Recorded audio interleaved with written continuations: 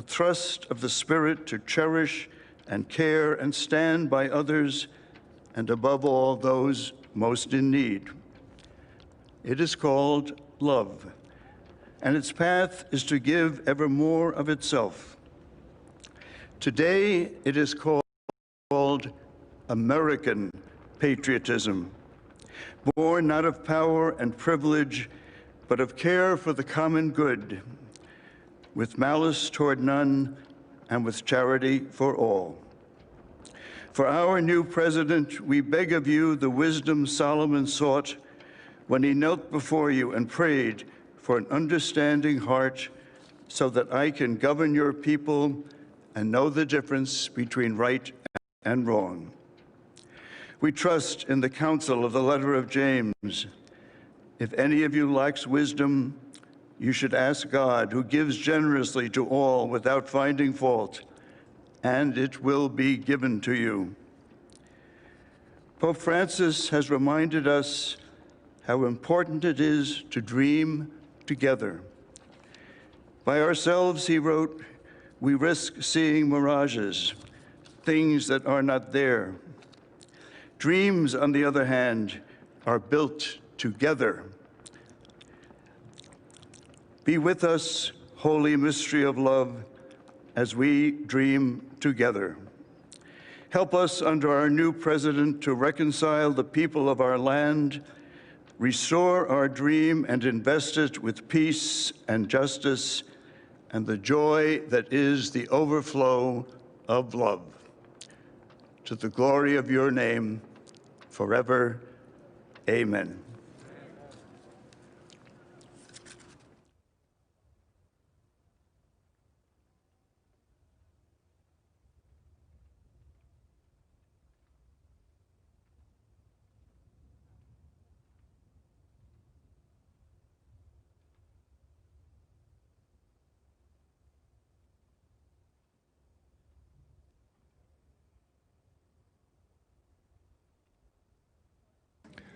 Ladies and gentlemen, please remain standing for the presentation of our national colors by the Armed Forces Color Guard, the singing of our national anthem, and for the Pledge of Allegiance.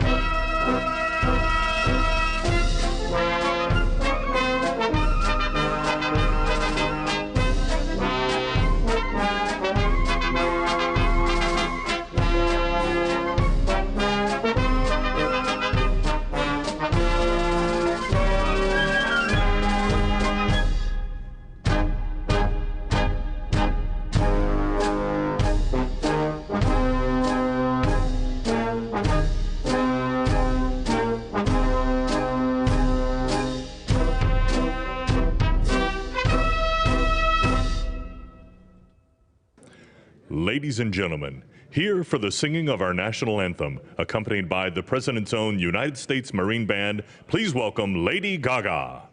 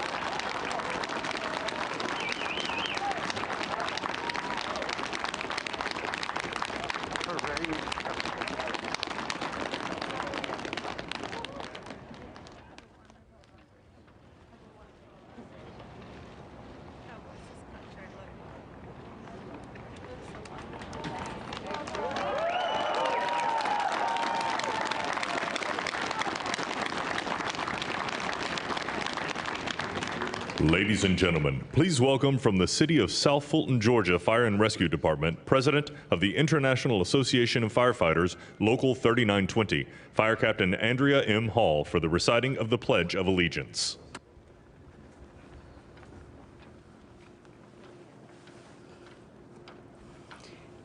I pledge allegiance to the flag of the United States of America and to the republic for which it stands, one nation, under God, indivisible, with liberty and justice for all.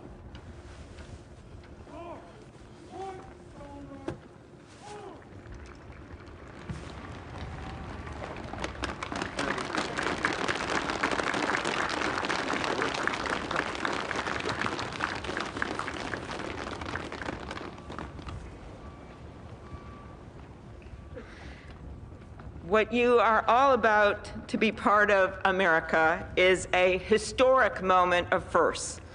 To administer the oath to our first African American, our first Asian American, and our first woman Vice President, Kamala Harris, it is my great privilege to welcome to the inaugural stage the first Latina to ever serve on the Supreme Court of the United States of America, Justice Sonia Sotomayor.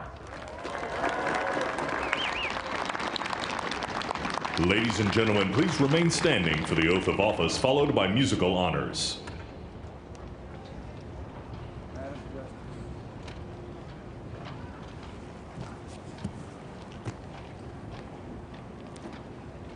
Please raise your right hand and repeat after me.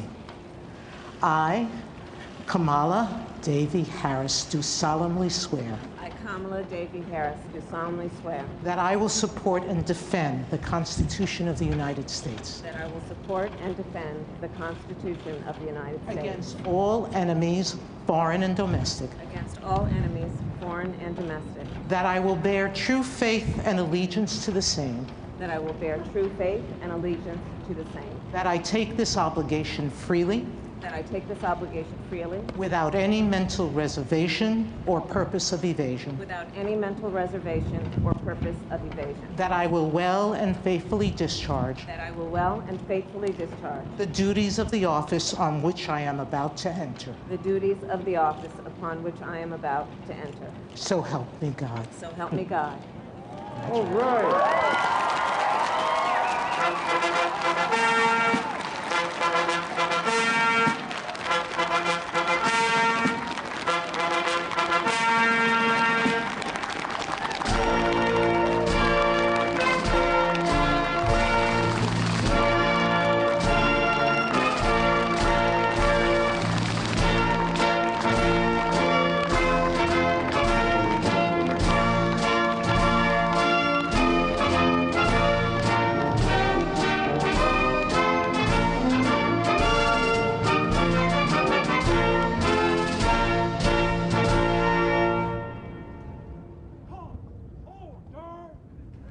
Ladies and gentlemen, please be seated.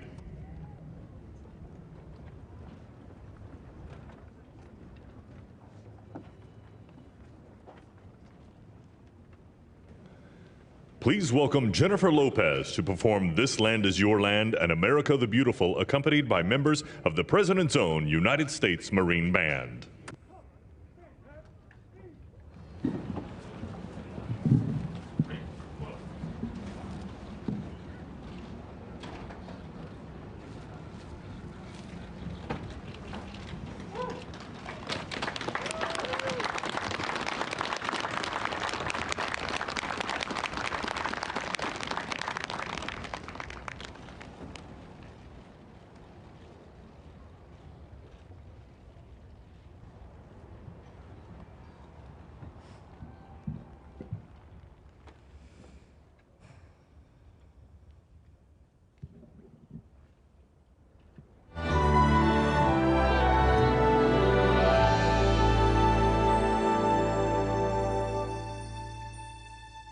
This land is your land. This land is my land.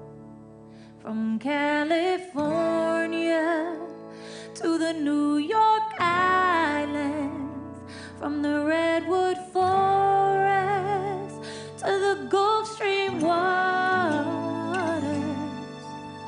This land was made for you and me. As I went walking down that ribbon of highway, I saw above me that endless skyway. I saw below me that golden valley. This land was made for you and me. Oh, this land, oh, this land. This land was made for you and me. Oh, this land, oh, this land. This land was made for you and me. You and me.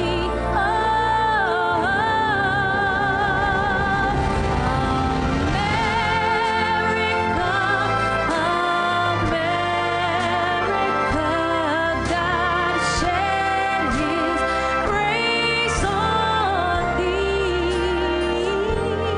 and crown thy good with brotherhood. From sea to shining sea.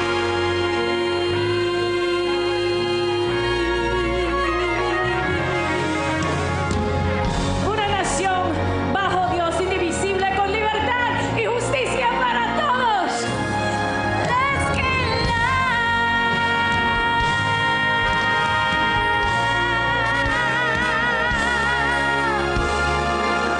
This land was made for you and me.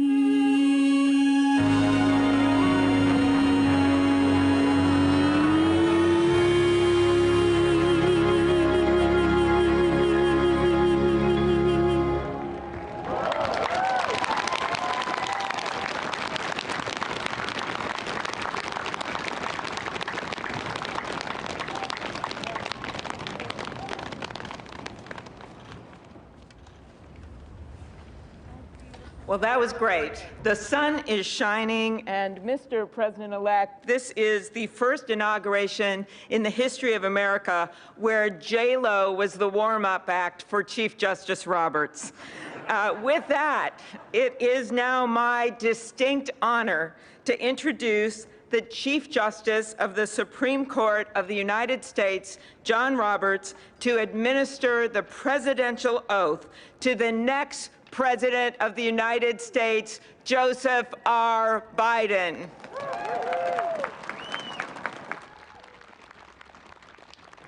Ladies and gentlemen, please stand for the oath of office, followed by musical honors.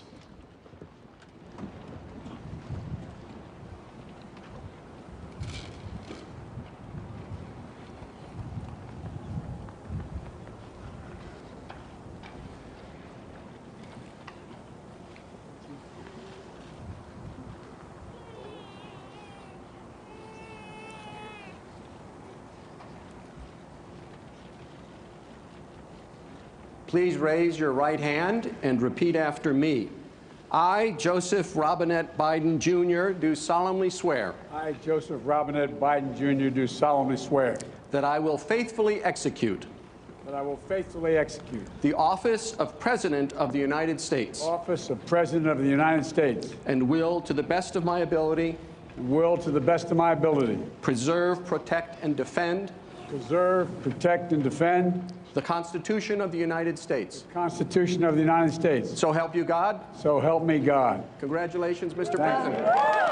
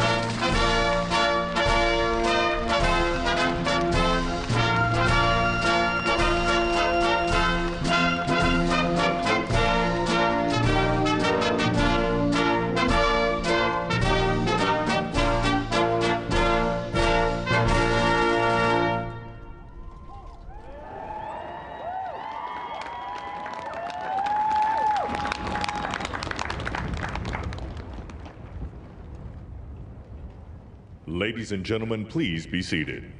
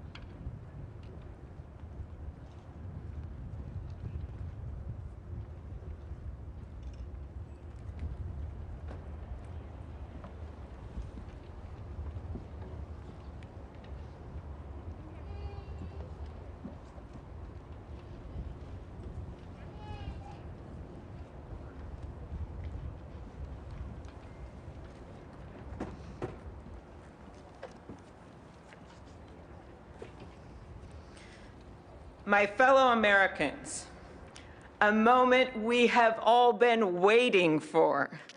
It is now my great privilege and high honor to be the first person to officially introduce the 46th President of the United States, Joseph R. Biden, Jr.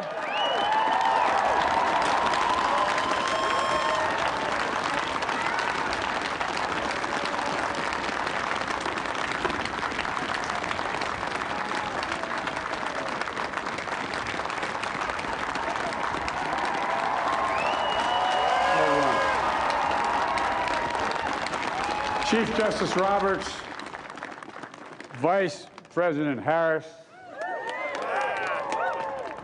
Speaker Pelosi, Leader Schumer, Leader McConnell, Vice President Pence, and my distinguished guests, my fellow Americans. This is America's day. This is democracy's day, a day of history and hope, of renewal and resolve. Through a crucible for the ages, America has been tested anew, and America has risen to the challenge. Today, we celebrate the triumph not of a candidate, but of a cause, the cause of democracy. The people, the will of the people, has been heard, and the will of the people has been heeded. We've learned again that democracy is precious. Democracy is fragile. And at this hour, my friends, democracy has prevailed.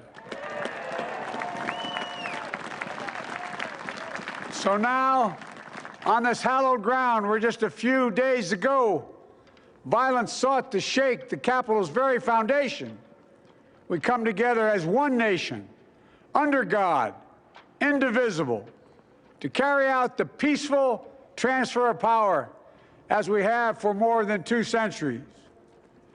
As we look ahead in our uniquely American way, restless, bold, optimistic, and set our sights on the nation we know we can be and we must be. I thank my predecessors of both parties for their presence here today. I thank them from the bottom of my heart. And I know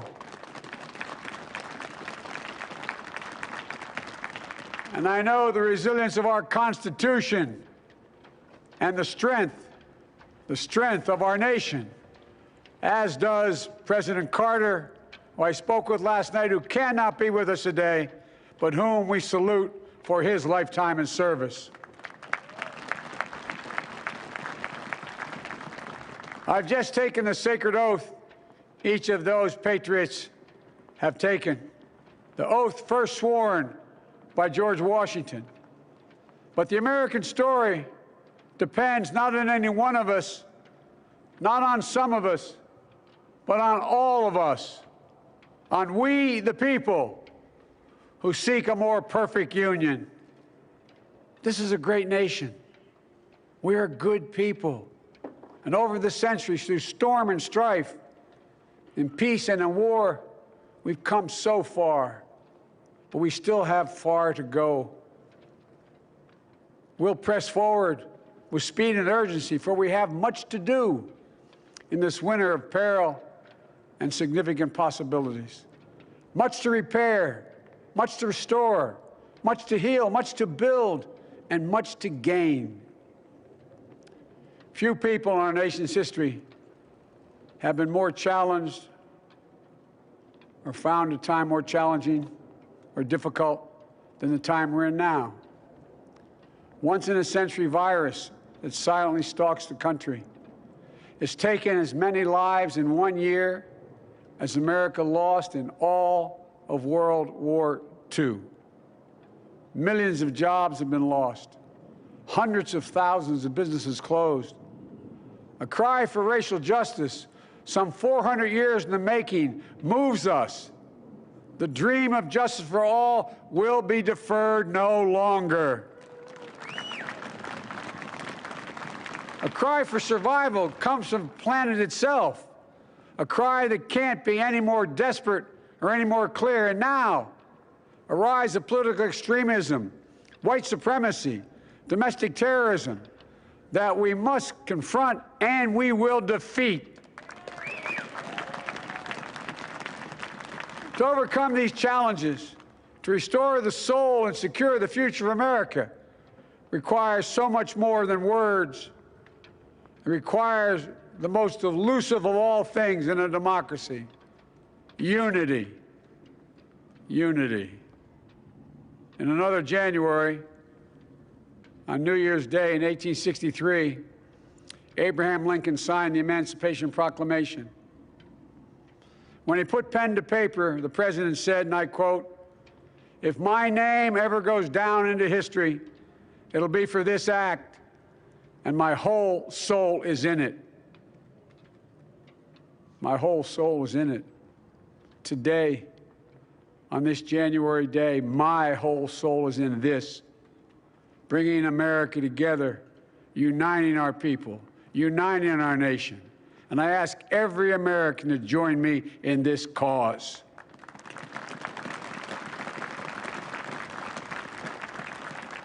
Uniting to fight the foes we face: anger, resentment and hatred, extremism, lawlessness, violence, disease, joblessness, and hopelessness. With unity, we can do great things, important things. We can right wrongs. We can put people to work in good jobs. We can teach our children in safe schools. We can overcome the deadly virus. We can reward work and rebuild the middle class and make health care secure for all. We can deliver racial justice, and we can make America once again the leading force for good in the world. I know speaking of unity can sound to some like a foolish fantasy these days. I know the forces that divide us are deep and they are real. But I also know they are not new. Our history has been a constant struggle between the American ideal that we're all created equal and the harsh, ugly reality that racism, nativism, fear, demonization have long torn us apart. The battle is perennial, and victory is never assured. Through Civil War, the Great Depression, World War, 9/11, through struggle, sacrifice, and setbacks, our better angels have always prevailed. In each of these moments, enough of us have come together to carry all of us forward. And we can do that now. History, faith, and reason show the way of unity. We can see each other not as adversaries, but as neighbors. We can treat each other with dignity and respect.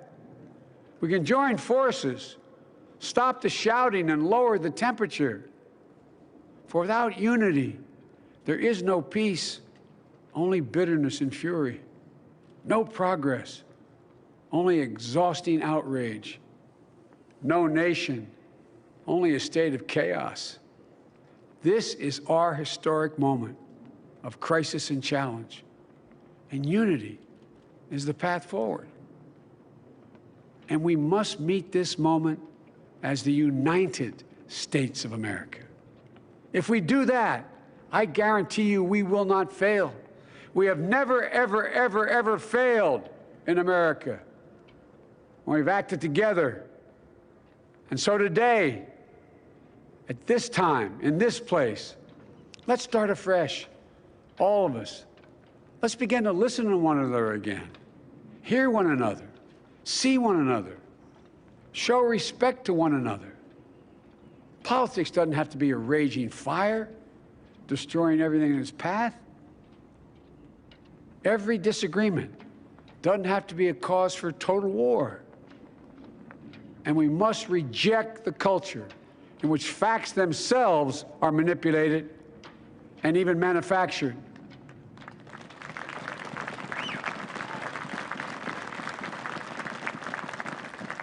My fellow Americans, we have to be different than this.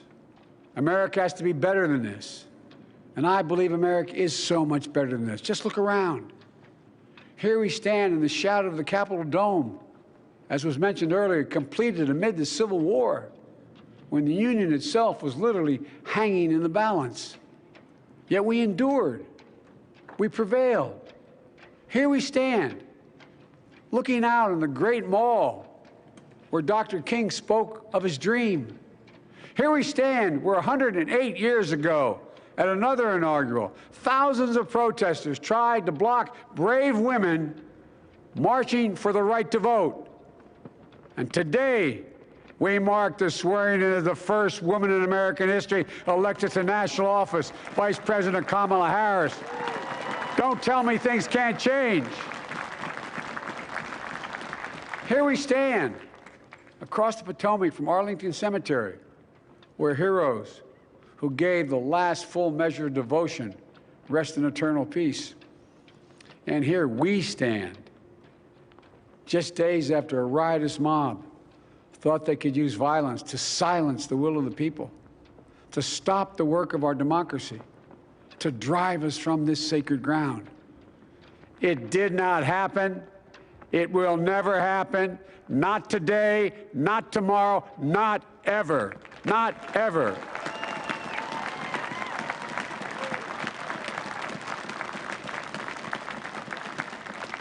To all those who supported our campaign, I'm humbled by the faith you've placed in us. To all those who did not support us, let me say this. Hear me out as we move forward. Take a measure of me and my heart. And if you still disagree, so be it. That's democracy. That's America. The right to dissent peaceably within the guardrails of our republic is perhaps this nation's greatest strength. Yet hear me clearly. Disagreement must not lead to disunion.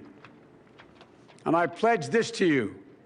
I will be a president for all Americans. All Americans. And I promise you, I will fight as hard for those who did not support me as for those who did.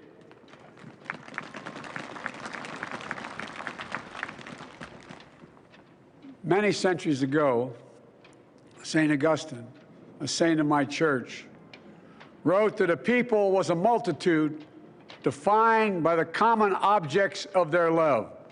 Defined by the common objects of their love. What are the common objects we as Americans love that define us as Americans? I think we know.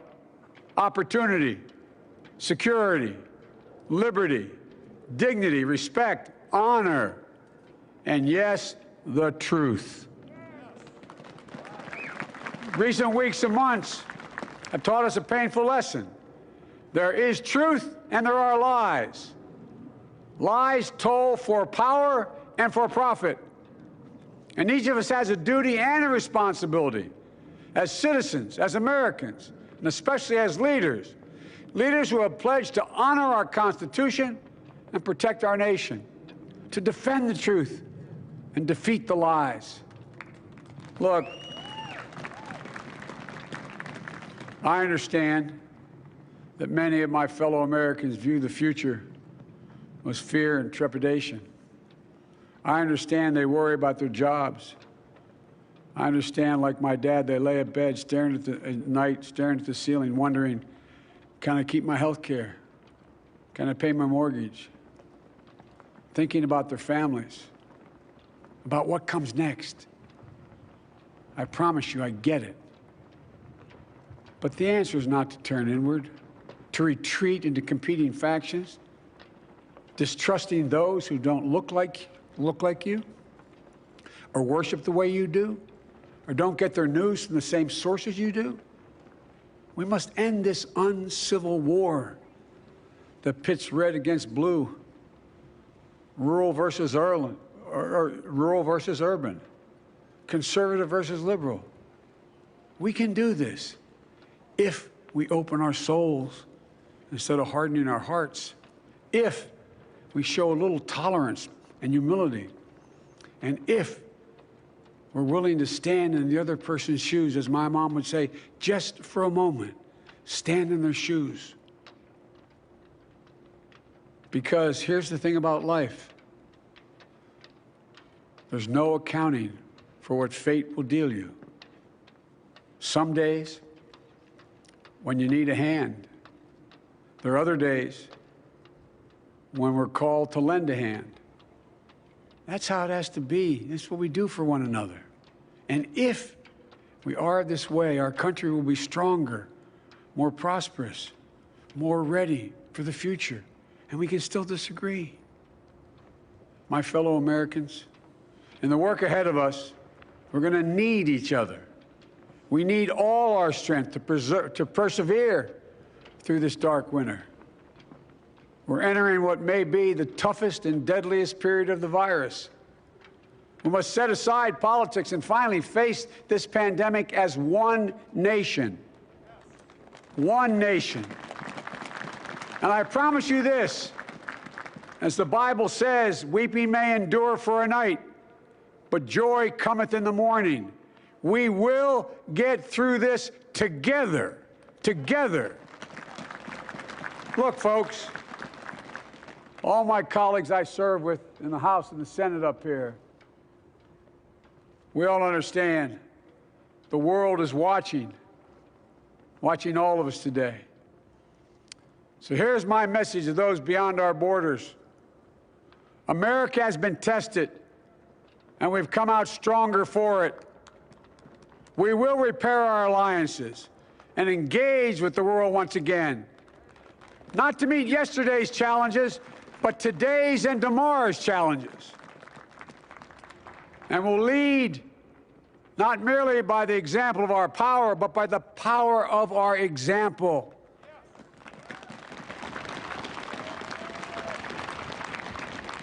We'll be a strong and trusted partner for peace, progress, and security.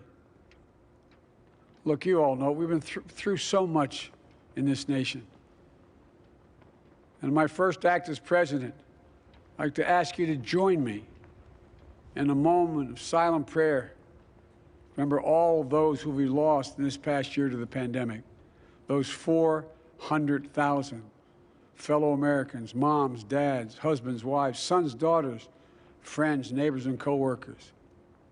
We'll honor them by becoming the people and the nation we know we can and should be. So I ask you, let's say a silent prayer for those who've lost their lives and those left behind, and for our country.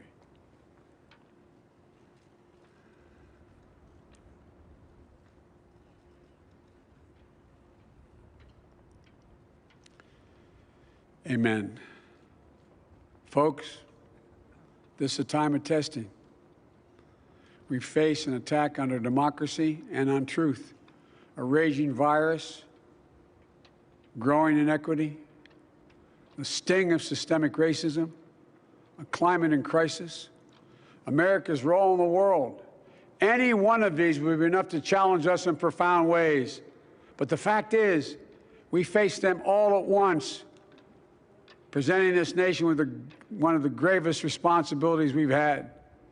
Now we're going to be tested. Are we going to step up, all of us, It's time for boldness, for there's so much to do. And this is certain. I promise you, we will be judged, you and I, by how we resolve these cascading crises of our era. We will rise to the occasion is the question. Will we master this rare and difficult hour? Will we meet our obligations and pass along a new and better world to our children? I believe we must. I'm sure you do as well. I believe we will.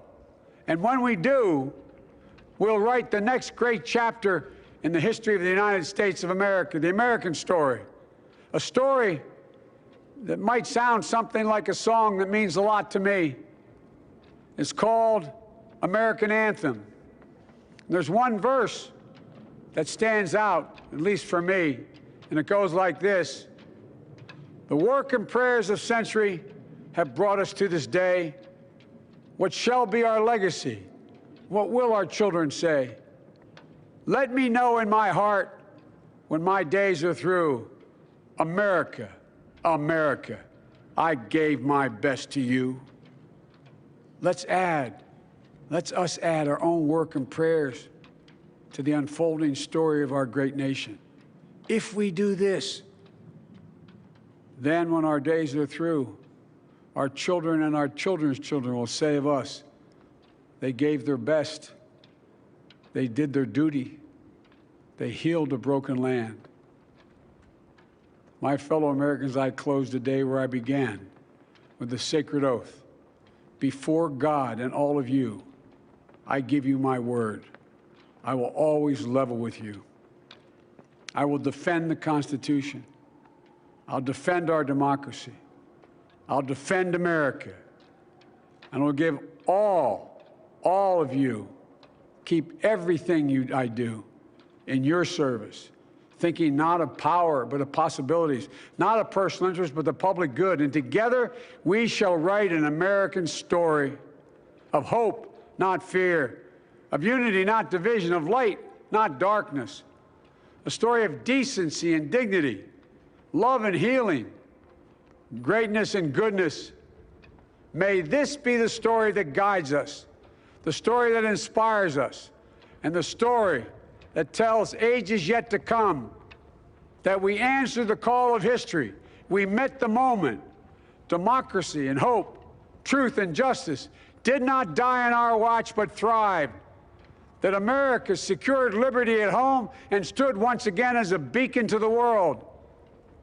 That is what we owe our forebears, one another, and generation to follow. So, with purpose and resolve, we turn to those tasks of our time, sustained by faith, driven by conviction, and devoted to one another and the country we love with all our hearts. May God bless America, and may God protect our troops. Thank you, America.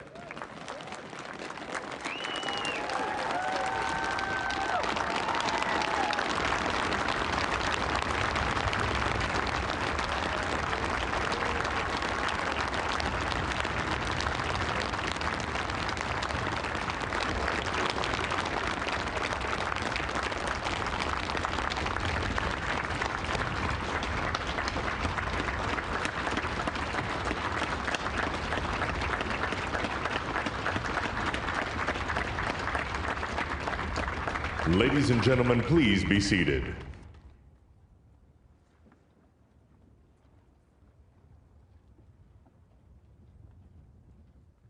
Ladies and gentlemen, please welcome Garth Brooks to perform Amazing Grace.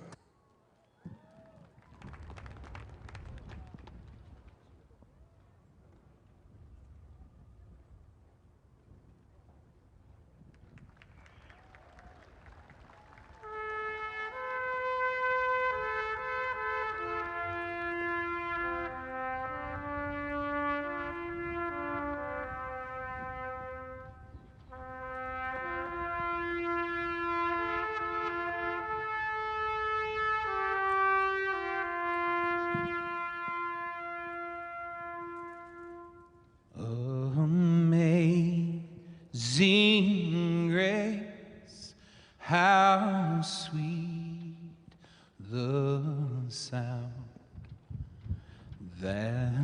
saved a wretch like me.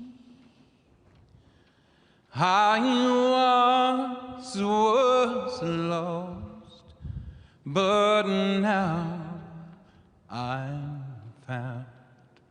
Was blind, but now I see. When we've been there 10,000 years, bright shining as the sun, we've no less days to sing God's praise than when we first begun.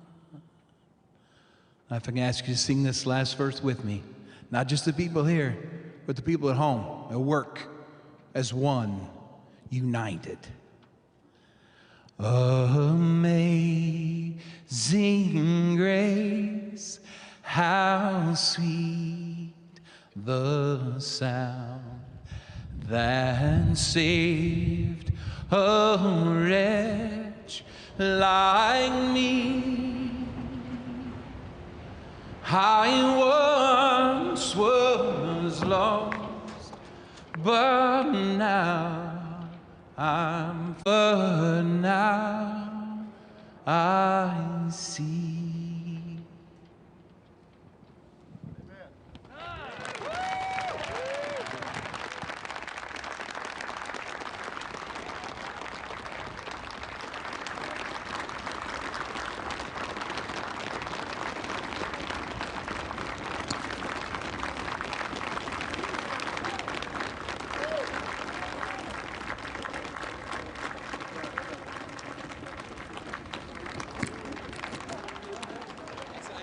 Hard not to be reminded of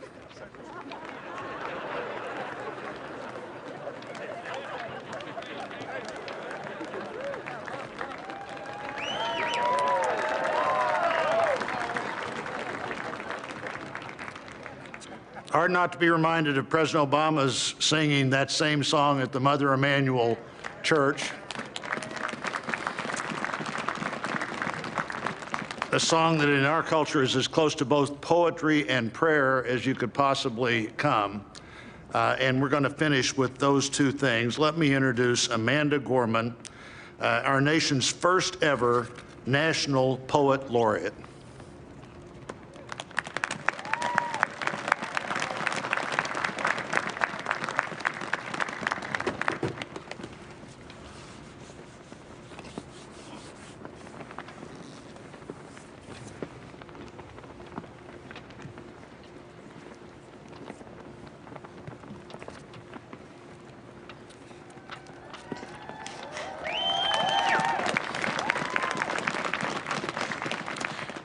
Mr. President, Dr. Biden, Madam Vice President, Mr. Emhoff, Americans, and the world. When day comes, we ask ourselves, where can we find light in this never-ending shade? The loss we carry, a sea we must wade. We've braved the belly of the beast. We've learned that quiet isn't always peace, in the norms and notions of what just isn't always just is. And yet the dawn is hours before we knew it. Somehow we do it. Somehow we've weathered and witnessed a nation that isn't broken, but simply unfinished. We, the successors of a country and a time where a skinny black girl descended from slaves and raised by a single mother can dream of becoming president, only to find herself reciting for one. And yes, we are far from polished, far from pristine, but that doesn't mean we are striving to form a union that is perfect.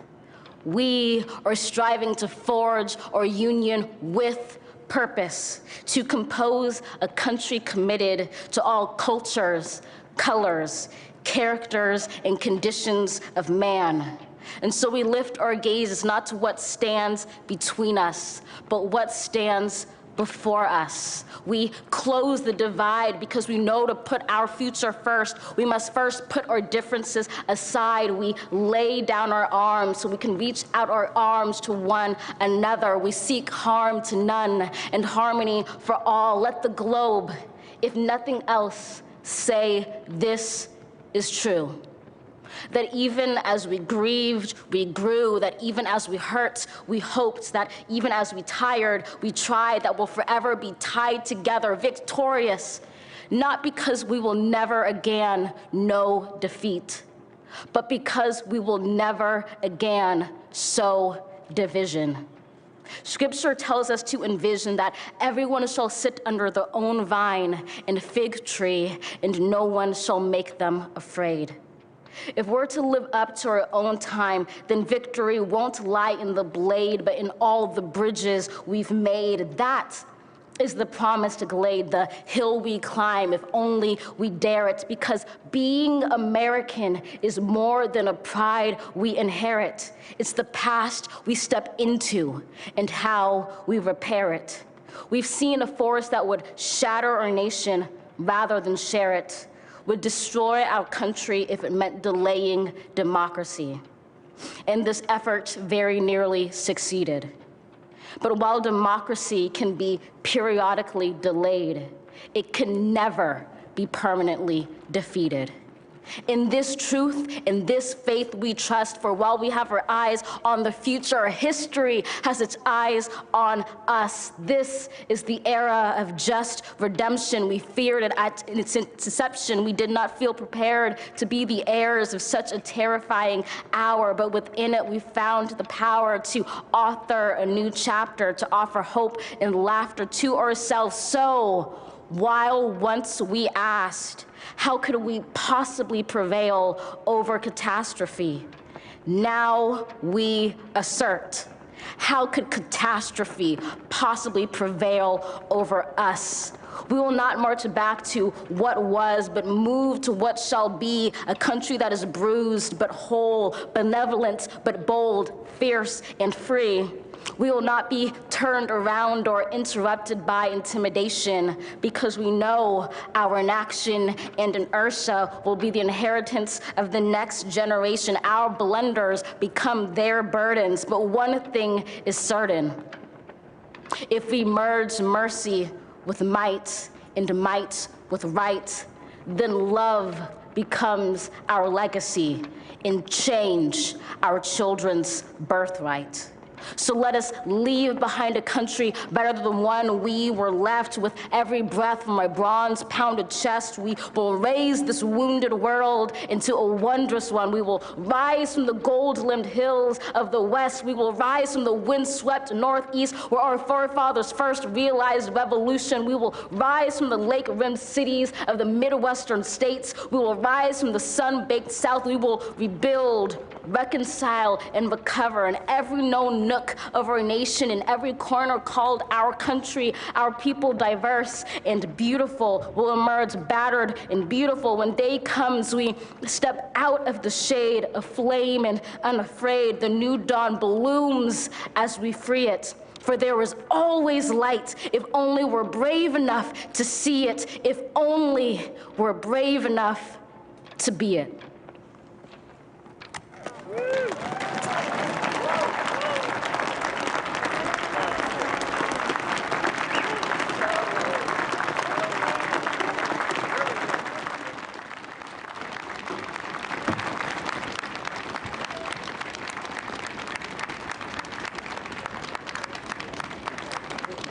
Thank you, Amanda Gorman. Now for our benediction, I'm pleased to introduce Reverend Dr. Sylvester Beeman, the pastor of the Bethel African Methodist Episcopal Church in Wilmington, Delaware, a friend of President Biden for 30 years.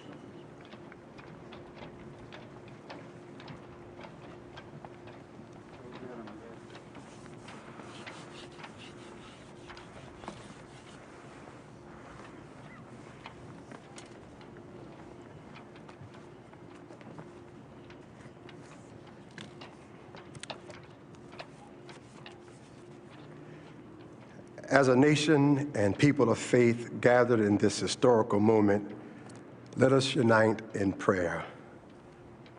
God, we gather under the beauty of your holiness and the holiness of your beauty. We seek your face, your smile, your warm embrace. We petition you once more in this celebration. We pray for divine favor upon our President, Joseph R. Biden, and our First Lady, Dr. Jill Biden, and their family. We further ask that you would extend the same favor upon our Vice President, Kamala D. Harris, and our second gentleman, Doug Emhoff, and their family. More than ever, they and our nation need you.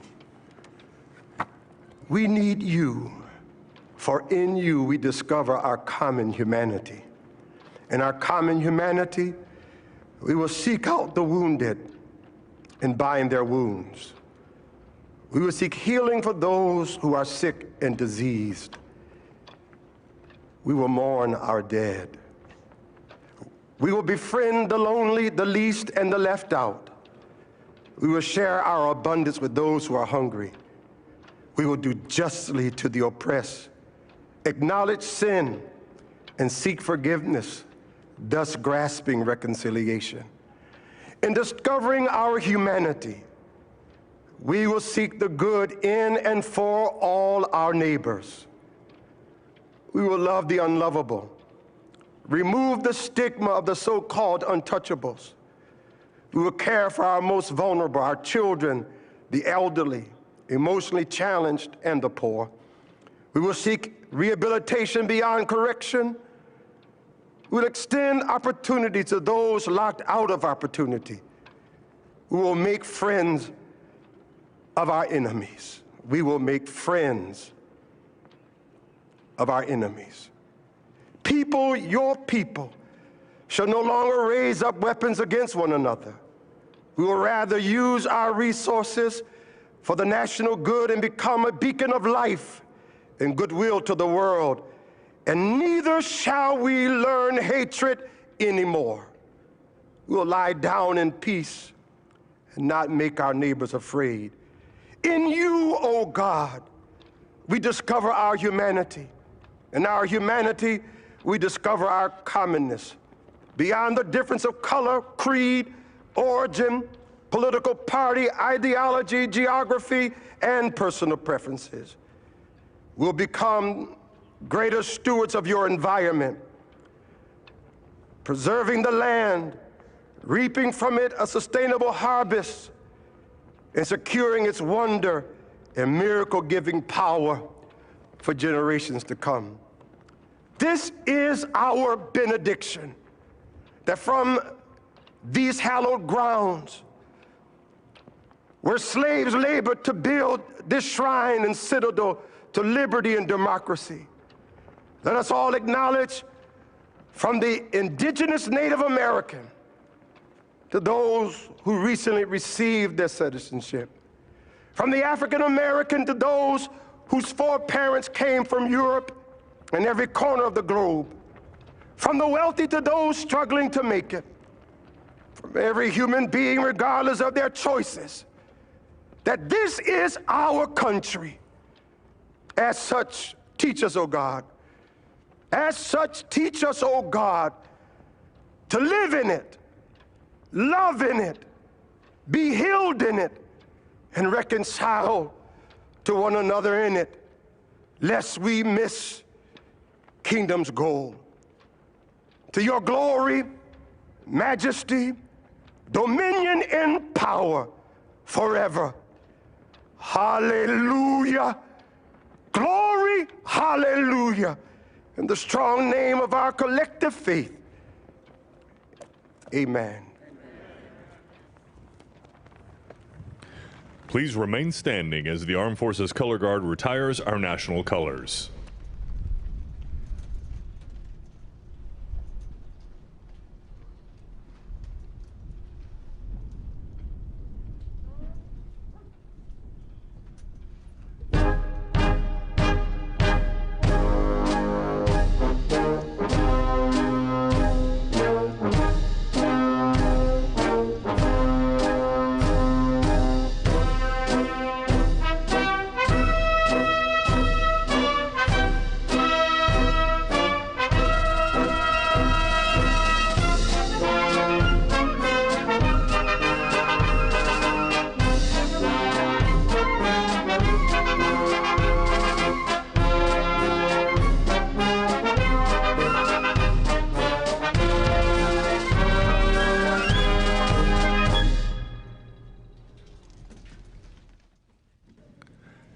Ladies and gentlemen, please be seated and remain in your seats while the President and official party depart the platform. For safety reasons, your ushers will release your section in an organized manner, following the playing of our national march, The Stars and Stripes Forever.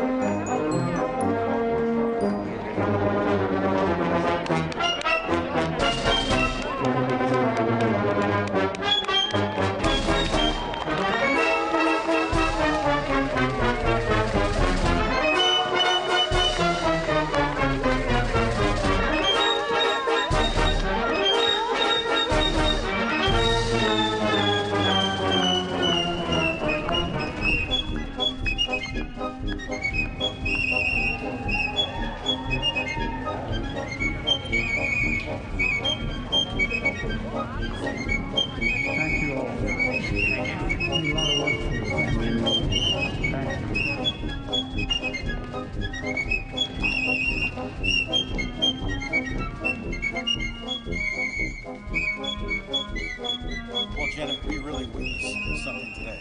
What did we witness? Janet, we really witnessed something today. What did we witness? Secession, orderly, disciplined. Orderly, disciplined secession. I'd like to make a couple of remarks in terms of Abraham Lincoln. He was quoted 3 times, now not by necessarily President Biden, but from the time the ceremony started. And 2 of the quotes were coming from his inauguration. How about the first youth poet, Amanda Gorham? She was tremendous, using words like rebuild and recovery. But she's awfully skilled in alliteration. Yes, Amanda Gorman's poem, The Hill We Climb, an uplifting moment. Poets have been included in the ceremony since 1961. We were talking a little bit earlier, Robert Frost that year for Kennedy's inauguration read a poem, and it's one of these ways in which this tradition is expanding and contracting, right? There are different things each year, and there are some things that are the same from one to the next, but one constant is the peaceful transfer of power. You know, at times during inaugural ceremonies, you can see things that look regal, and then you have something that was just so common and it just fit. Garth Brooks walking down the staircase and singing Amazing Grace, and when he left, it's as if his horse was hitched on the east side of the Capitol and he rode off. It was just wonderful. You know, the Joint Committee on Joint Congressional Committee on Inaugural Ceremonies, Chairman Blunt said, we're witnessing an event both commonplace and miraculous. And I think you just summed it up right there. The commonality that we feel when we see musical performances, when we hear live music, and then this miraculous moment where we see this changeover of power. And it's something which is unique to the United States, this ceremony. Nobody else does anything like this. And nobody else has a live stream feed like ours because we have cameras in places. Even now. We have cameras in places nobody else does. So we're getting some angles here. You can see the Obamas there. Secretary Chow behind Mrs. Obama, Senator McConnell's wife. That's VP Harris's children just behind them. Cole and Ella. Ella has the decorated shoulders on her jacket. There's Clinton, former President Clinton with the Obamas there as well. And this is the part where everybody gets up and starts to make their way back off the platform, back into the Capitol. We saw VP Harris and her husband going through the crypt a few moments ago. You know, President Biden, within the first sentence or two, used these three words: our determined democracy. That's I thought the that was theme. pointed. Yes. That's the theme of this 59th inaugural ceremonies. That's the theme that the JSEC selected, and a wonderful phrase to encapsulate this: our determined democracy, forging a more perfect union. And a few people made reference to it. You also mentioned how Biden's inaugural speech, he quoted others. And there's so many famous quotes that come to us from presidential inaugural speeches. That's why inaugurations are so important. I mentioned earlier about Thomas Jefferson's quote. What about Andrew Jackson mentioning about government, that it should be for the good of the people and that the people will direct, and that government should respect the privacy of persons and position. Andrew Jackson. We could go on about FDR. The Yes. only thing we have to fear is fear itself. And Lincoln, the better angels of our nature, comes from one of his inaugural speeches. This is a moment where, and they vary in length. We've had long inaugural speeches in our nation's history. We've had short ones. We've had fatally long inaugural speeches. Poor President Harrison, you had to bring that up. President Reagan mentioning, hey, it's not the people that have failed government. It's government that needs to be accountable to the people. And we see President Obama there, who was in his inaugural address, his first one, the remaking of America. There's the poet Amanda Gorman there at the lower right of your screen. And President Obama hugging Lady Gaga. The lady, what a tremendous rendition of the national anthem. An incredible performance. I'm not sure if that was a designer of a dress or an architect that built that dress. That is.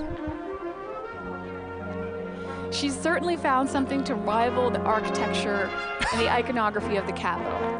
And I mean, we've talked a little bit about fashion choices, how to stand out in the crowd. Now, you mentioned There we are, the young poet, Amanda Gorman, shaking hands with former President Clinton. Now, you just mentioned Miss Gorman, who has a speech impediment. And Janet, who else has a speech impediment? President Biden. How about Maya Angelou? Maya Angelou, another poet who has spoken. So that's the poet Amanda Gorman in a yellow jacket, and we see Lady Gaga and Michelle Obama hugging here. Well, there'll be a few pictures taken there.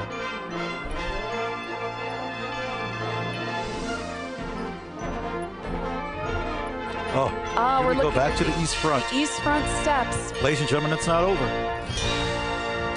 What do we mean by it's the departure of Mr. Pence? There's just as many iconic ceremonies that happen after the swearing of the oath as there are before. And there are just as many moments for us to watch and see these behind-the-scenes perspectives. I believe that's Hillary Clinton there, with the purple scarf. No, I've just been someone that at times when we finished our assignments, which casually worked my way to the East Front, and there's hundreds, if there's more than a few thousand people for the departure ceremony. There's prayer that's rendered. There's pomp and circumstance. It's ceremonial. Well, again, we talked a little bit earlier about how where is the president inaugurated versus where is the president not inaugurated. And this happens here at the Capitol, the home of the legislative branch, the home of Congress. And then so this departure ceremony, this moment where our new president and vice president depart from the Capitol and into their term, really is a historic moment, and it's a crucial part of this ceremony. Now, one thing that's different this year is that traditionally there is an inaugural luncheon that's held shortly after taking of the oaths. In the old House chamber known as Statuary Hall, well, as you said, this year because of the pandemic, we're not having it. That's the poet Amanda Gorman there in the yellow jacket again. And a beautiful view of the dome here on the west front of the Capitol. Again, those flags there representing the center one is our current flag, 50 stars for 50 states. The ones at the far ends for the 13 colonies that were in the Union in the beginning. Friends, we have a video clip for you right now. When applicable, following the swearing-in ceremonies on the west front of the U.S. Capitol, the outgoing president and First Lady leave the Capitol to begin their post-presidential lives. Traditionally, the president's departure takes place with little ceremony.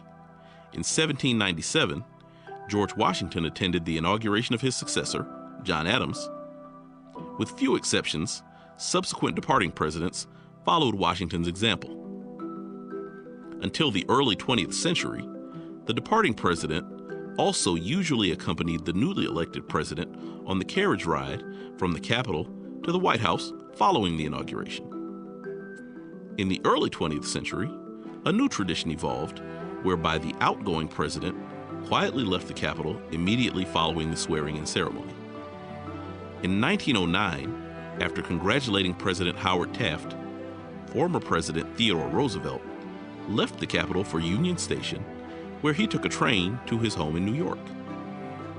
Outgoing Presidents Coolidge and Hoover also left the Capitol for Union Station, where they traveled home by train.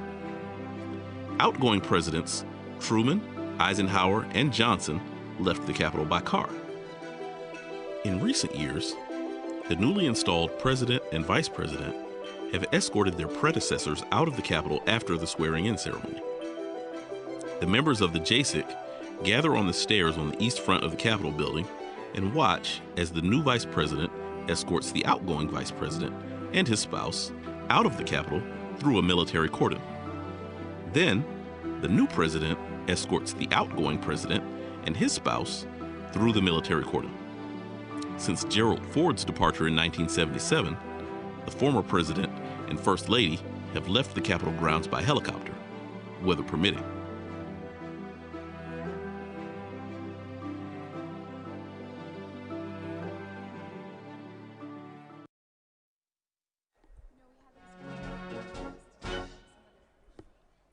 We have these wonderful videos detailing some of the traditions behind our inauguration that we get to show you. And here we are preparing to see the departure going down the east front of the Capitol steps. The members of the Joint Committee are going to line up, and you can see VP Harris there in the purple getting ready. They're getting ready to head out the east doors, the rotunda behind them in this shot, going down through the military cordon and out to the waiting cars.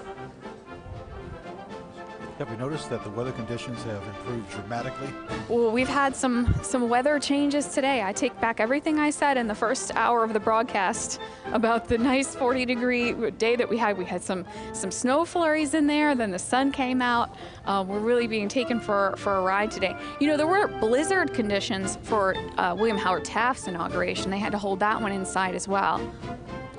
Notice who was the lead person out the east front. Eugene Goodman. United States Capitol Police Officer Eugene O. Goodman there. He was the gentleman that you saw in the light-colored coat, acting Senate Sergeant-at-Arms, acting Deputy Senate Sergeant-at-Arms for the day. Here we go. The Harrises and the Pences walking down the steps, or excuse me, Mr. Emhoff and Ms. Harris going down the steps here. The east front steps going through the military cordon and taking a moment on the east front steps together. This has to be a pointed moment for particularly the Pences. We don't know what the future holds for them, but you know, Al Gore was my college graduation speaker, and he said the moment that it took hold for him, that it was over, was when he walked away after this moment, and the Secret Service wasn't there, the car was, everything was different right at this moment, and that's when he realized really what the changeover was. He referenced that in his speech at my graduation.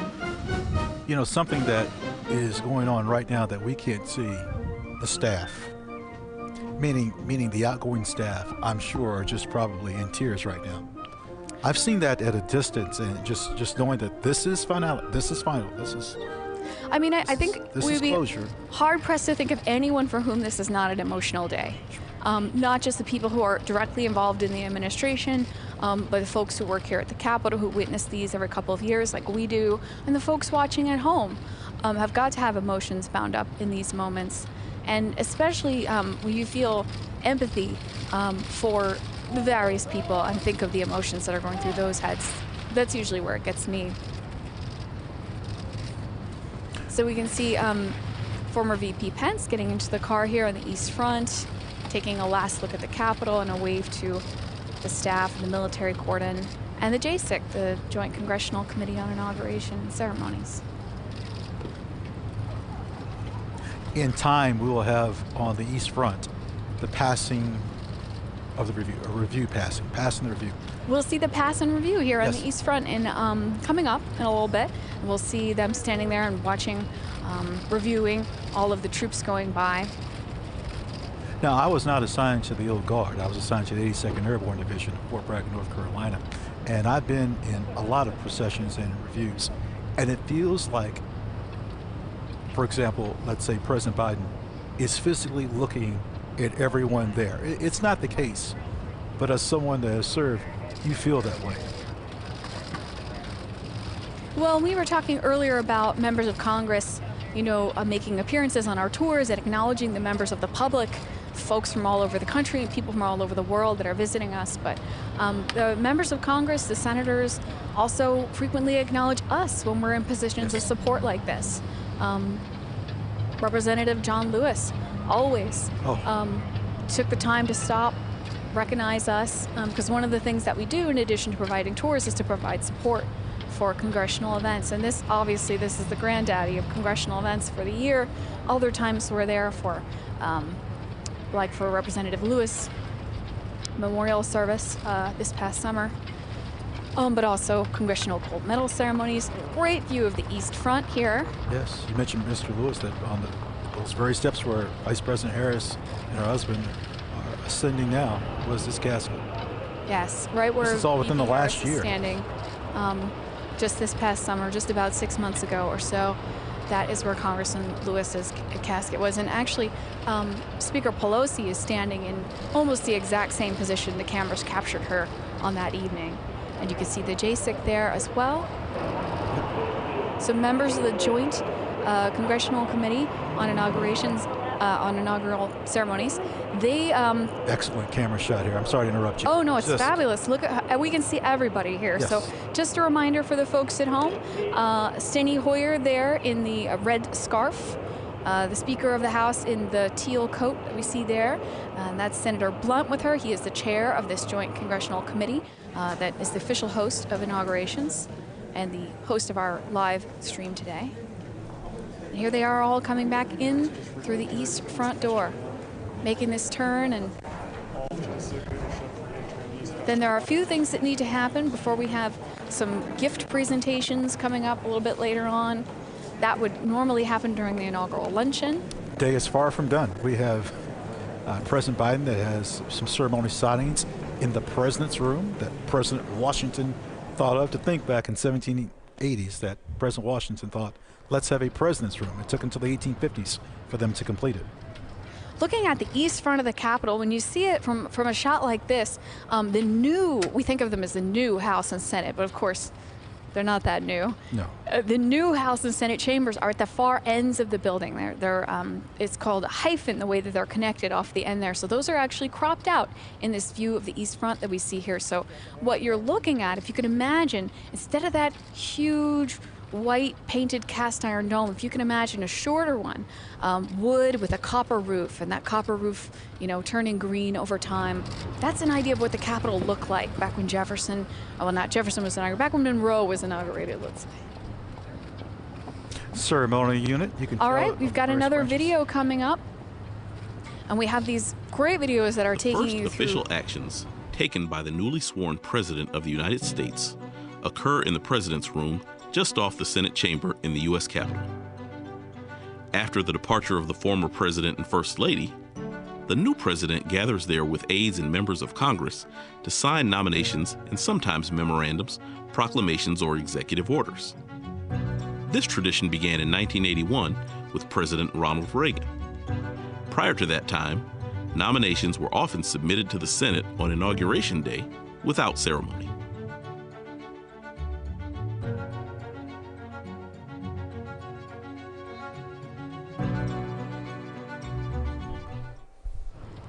All right, I think members of the military cordon here, bayonets affixed. Heading back into the Capitol, you can see a fleet of cars there transporting all these folks. Of course, the ones with the flags on the front there, most likely vice presidential vehicles. The area that they're going towards is the law library. And then in that area is where Thomas Jefferson was first inaugurated, March 4th, 1801. And his second inauguration was in that room. Yeah, right there on the first floor of the Senate side. It's part of the oldest section of the building. Jen, I hope the people can see this pediment that's in this triangle, and it's Genius of America, and it used to be sandstone. About the triangular section above the door. Used to be sandstone, and it deteriorated, and they changed it to marble from Tate, Georgia. And so, friends, there was a part of this porch, if you will, that was extended out about 32 feet just before President Kennedy was inaugurated to give balance to the dome. Now you see people around there. That's something that's in the past that was allowed by the general public. I'm talking about the 1940s, 30s. It was just overwhelmed with people, and that's one of the reasons why we don't have inaugurations on the east side anymore. Yeah, we mentioned earlier there's a famous photo from Lincoln's inaugural where he's out here, and the crowd around him is so thick you can hardly pick out Lincoln except for his exceptional height. And in that photo with him actually is John Wilkes Booth, who attended Lincoln's inaugural that day and said if I'd had my weapon, I could have had a shot at him. That's how close he was. That would be the last speech he would make. Now, speaking of Lincoln and the Civil War, flanking that door are figures of war and peace in those niches there on either side of the east front door. So again, the east front of the Capitol was the traditional front of the building. The Statue of Freedom on top faces this direction. Of course, you were just discussing the pediment, the sculpture that's there above the door. Of course, there's no part of the Capitol that's not ornate. And there is no back of the Capitol. There's an east front and there's a west front. And I think maybe we need to emphasize that today. So here, everything's happening on both fronts of the Capitol today. Here on the east front, we saw arrivals coming in earlier. We've got departures, the pass and review coming up. And as for the actual swearing in, over on the west front side. All three branches of government. This is shot inside the president's room, folks. Friends, look at these beautiful floors. These are English Minton tiles from Stoke-upon-Trent in England. They're $2.03 per tile. And what you're seeing, I love this camera view, is President Washington's cabinet. It looks like Henry Knox, Secretary of War, in the corner there. I don't know if I can emphasize enough how unique this opportunity is for us to see this. I worked at the Capitol now for 12 years, and I've seen the inside of this room maybe half a dozen times. Ladies and gentlemen, stand by for a video on the signing ceremony. You want to see this. The first official actions taken by the newly sworn President of the United States occur in the President's room just off the Senate chamber in the U.S. Capitol. After the departure of the former President and First Lady, the new President gathers there with aides and members of Congress to sign nominations and sometimes memorandums, proclamations, or executive orders. This tradition began in 1981 with President Ronald Reagan. Prior to that time, nominations were often submitted to the Senate on Inauguration Day without ceremony.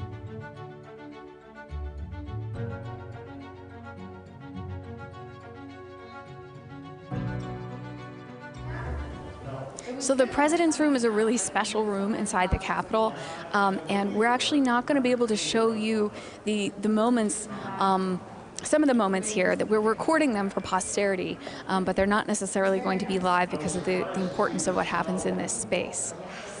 You mentioned importance. In 1964, Dr. Martin Luther King Jr., along with President Lyndon Baines. Janet, you mentioned the importance of this room. In 1964, Dr. Martin Luther King Jr. and President Lyndon Baines Johnson signed the Voting Rights Act. A little story with this. Quite a few years ago, there's a person that comes to me, and she wants to bring her daughter to see a video of the visitor center. And so she says, I just want to see that. I said, well, That's fine. And little did I know at that time when she left, and she says, I'm Lenny Bird. It's President Johnson's daughter who wants her granddaughter to see her father in the video. It was such a moving moment for me. So we're coming up on the signing ceremony here today, folks, and we have some video about that. While the tradition of an inaugural luncheon dates back as far as 1897, when the Senate Committee on Arrangements gave a luncheon for President McKinley and several other guests at the Capitol, it did not begin in its current form until 1953. That year, President Dwight D. Eisenhower, Mrs. Eisenhower, and 50 other guests of the JASIC dined on cream chicken, baked ham, and potato puffs in the now restored Old Senate Chamber. From the mid-19th century to the early 20th century, presidents left the Capitol after the swearing-in ceremonies and traveled to the White House for a luncheon prepared by the outgoing president and First Lady. In 1949, Secretary of the Senate Leslie Biffle hosted a small lunch for President Truman in his Capitol reception room. They dined on South Carolina turkey, Smithfield ham, potato salad, and pumpkin pie. In 1953, the JASIC began its current tradition of hosting a luncheon for the President, Vice President, and their spouses, Senate leaders, the JASIC members, and other invited guests. At the inaugural luncheon in 1981, newly sworn-in President Ronald Reagan announced the release of 52 American citizens who had been held hostage in Iran for 444 days. Traditionally, the luncheon often features cuisine reflecting the home states of the new president and vice president or the JASIC chairman, as well as the theme of the inauguration. The program includes speeches, gift presentations from the JASIC, and toasts to the new administration.